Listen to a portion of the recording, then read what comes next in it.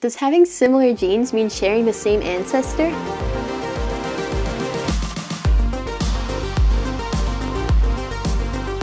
Welcome to Critical Thinking Scan, where we look at how you can think about any faith-challenging message and arrive at a biblical, logical conclusion yourself. I'm Patricia Engler, and today let's think about one of the most common arguments for evolution, which says genetic similarities are evidence that different living things evolved from the same ancestor. Genes which are thought to look similar because they came from the same ancestor are called homologous. And my biology textbook said, organisms as dissimilar as humans and bacteria share genes inherited from a very distant common ancestor. Some of these homologous genes have acquired new functions, while others, such as those coding for the ribosomal subunits used in protein synthesis, have retained their original functions. There are many examples of such arguments, which you can explore through the resources linked to this video. For now, let's see how to think through any such argument using check number 6 of critical thinking, check the interpretations. First, what's the observational science in any genetic similarity argument? In theory, the facts we're observing in the present are the DNA sequences themselves. But like you can learn from the linked resources, researchers often use many assumptions to decide which sequences to compare, which similarities and differences to consider, and how to stitch DNA fragments together. These assumptions especially add up when you're trying to compare entire genomes, for instance of chimps and humans. You can learn much more about that through the linked articles. The point to remember for now is that when it comes to genetic similarities, what looks like observational science isn't always pure fact, but the product of multiple assumptions. With that in mind, let's think about the historical science in similarity arguments. What story is being constructed about the past? The story goes, different kinds of living things, like chimps and humans, once had a common ancestor who passed certain genes to all its descendants, which is why those descendants have similar looking genes now today. This is an interpretation, not an observational fact.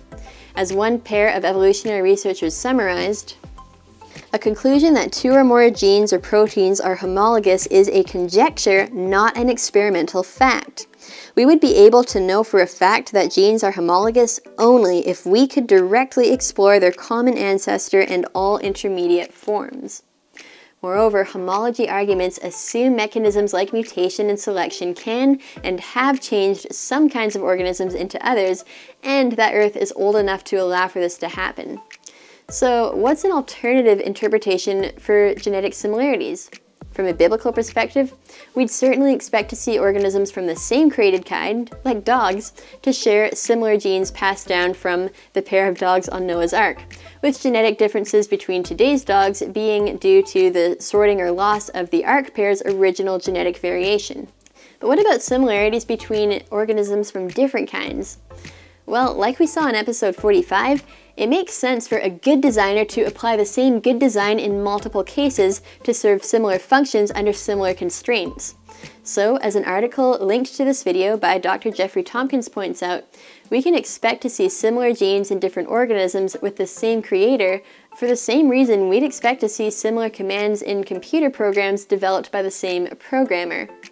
Another linked article by Dr. Gary Parker compares genes to the periodic table elements, suggesting that, like God made all the known substances in the universe from different combinations of about 100 chemical elements, he made all the known living things from different combinations of just a few thousand similar genes.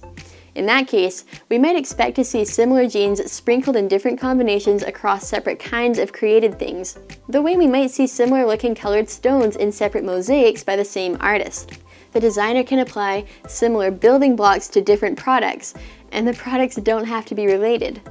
As you can learn through the linked resources, this presents a much more straightforward explanation for the many cases where similar genes, like those for hemoglobin proteins, would otherwise have had to evolve separately multiple times.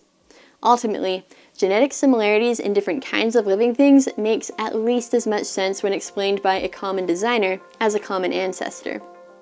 For more on how to think about any faith-challenging message, you can access my other CT scan videos packed with tactics, tips, and tools that helped me as a Christian student at Secular University. Thank you for watching.